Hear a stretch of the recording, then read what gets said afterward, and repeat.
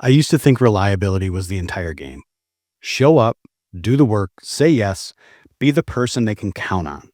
And for a while it worked. I got trusted, I got respect, I got called in when things mattered. But then something shifted. I stopped moving. Not because I was failing, not because I wasn't delivering, but because the role I had quietly accepted had changed without me noticing. But here's what nobody tells you about being the reliable one: it's not neutral. When you consistently absorb overflow, when you smooth the chaos, protect everyone else's timelines, and make sure things don't fall apart, you become infrastructure.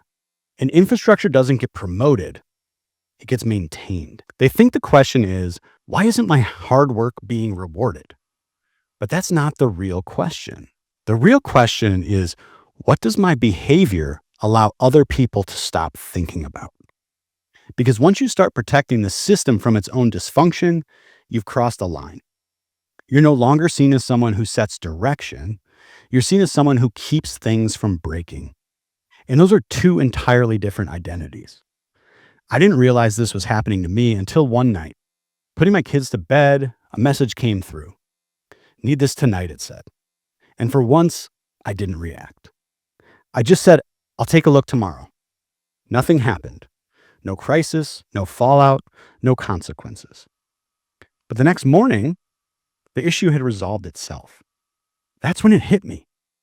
Most of what I thought was critical wasn't. It was habitual. And my constant availability had been quietly training everyone, including leadership, on how to use me. Not maliciously, not consciously, just structurally.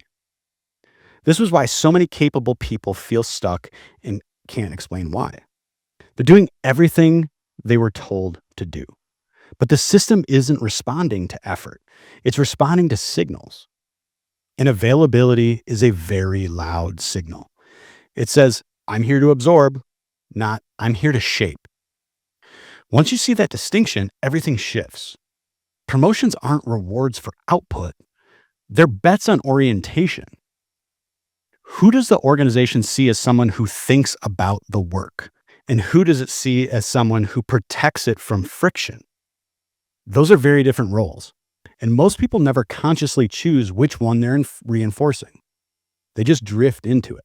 If you've ever wondered why being dependable hasn't translated into movement for you, why doing more hasn't changed how you're perceived, it's probably not a motivation problem or a competence problem.